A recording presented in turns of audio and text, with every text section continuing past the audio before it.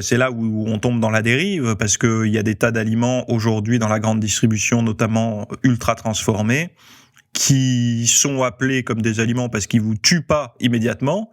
C'est pour ça que j'ai mis immédiat, mais qui vous apportent rien du tout, quoi. Mis à part quelques calories sous forme de sucre ou de graisse ou des choses comme ça. Mais ça ne vous apporte pas ce que devrait vous apporter un aliment. Un aliment est censé vous apporter des micronutriments, donc des vitamines, des minéraux ou des oligo-éléments. Il est censé vous apporter au moins un des 3 nutriments, donc protéines, glucides ou lipides, et peut-être un petit peu de fibres, etc., quoi. Donc un aliment, logiquement, il doit être composé de plusieurs choses, et malheureusement, ceux que l'on voit, en tout cas qu'on nous propose dans la grande distribution en version ultra transformée, c'est souvent des substances qu'on n'a pas envie d'avoir, donc typiquement des additifs, etc. Donc tout ce qu'on ne trouve pas en fait directement dans la nature. Donc, la première grosse partie, on va parler des aliments de base de l'être humain, et j'ai bien mis « et », parfois, ceux qui sont essentiels. Donc déjà, en premier point, ce qu'il y avait avant l'agriculture sous forme brute. Donc, pourquoi j'ai mis ces aliments, en gros, qu'il y avait avant l'agriculture sous forme brute ? Pourquoi l'agriculture, je prends ça comme point de départ, en fait, c'est parce que à partir du moment où il y a eu l'agriculture, on s'est mis à avoir des farines, on s'est mis à avoir tout un tas d'aliments qu'on n'aurait pas eu naturellement en se promenant, en chassant, en pêchant, etc. Donc il faut essayer d'historiquement se replacer dans le contexte du passé. Alors je crois que l'agriculture c'est 11 000 ans, moins 11 000 ans. Donc ça date quand même, on a eu des modifications certainement d'ordre génétique, épigénétique avec tout ça. Mais fondamentalement, gardez toujours en tête que si nous sommes là aujourd'hui, moi pour parler, et vous pour m'écouter dans votre quotidien, aller bosser, etc., c'est bien que nos ancêtres ont survécu dans des périodes plus compliquées au niveau du logement et tout. Ils vivaient dans des grottes, ils devaient chasser, il y avait pas de chauffage, il y avait pas les médicaments, il y avait pas les antibiotiques, il y avait pas les vaccins, il y avait pas tout ça.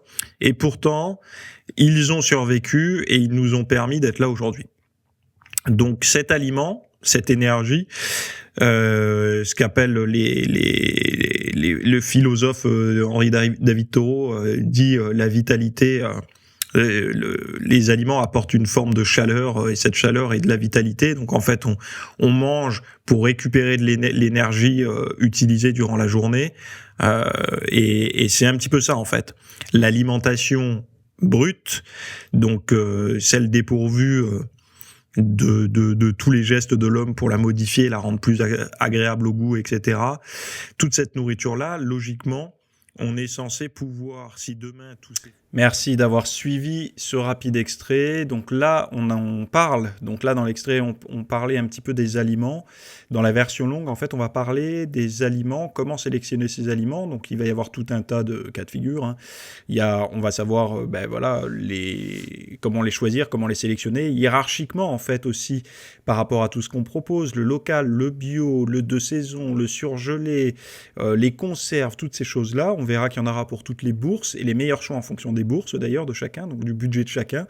On verra également les lieux où les trouver, mais aussi le plus important, c'est de savoir quels sont les vrais bons aliments et quels sont ce que j'ai appelé moi les aliments essentiels ou pseudo-essentiels, même si j'aime pas dire essentiels, c'est pas comme des acides aminés, mais on va dire les aliments essentiels et les aliments moins essentiels, c'est-à-dire que si on s'en passe, il se passe pas grand-chose, quoi. Et donc, à partir de là, d'essayer de construire quelque chose basé sur le passé, mais aussi sur la modernité, dans le monde dans lequel on se trouve par rapport à la nutrition, c'est plus pareil qu'avant, le paléo c'était très bien avant, aujourd'hui il faut vraiment bien bricoler pour réussir à se tirer quelque chose de très cohérent, et de manière à structurer. Donc c'est l'avant-dernier cours que vous pouvez retrouver en version longue là dans les notes, donc juste dans la description de cette vidéo ou sur le petit bouton que vous avez si vous êtes sur le site pour accéder à la version longue en obtenant le pass. Et on se retrouve de l'autre côté pour ce cours-là. Les 3 précédents sont déjà disponibles et le futur arrivera aussi la semaine prochaine. Donc vous aurez accès à tous les cours avec un seul bouton en dessous. Voilà, on se retrouve tout de suite de l'autre côté.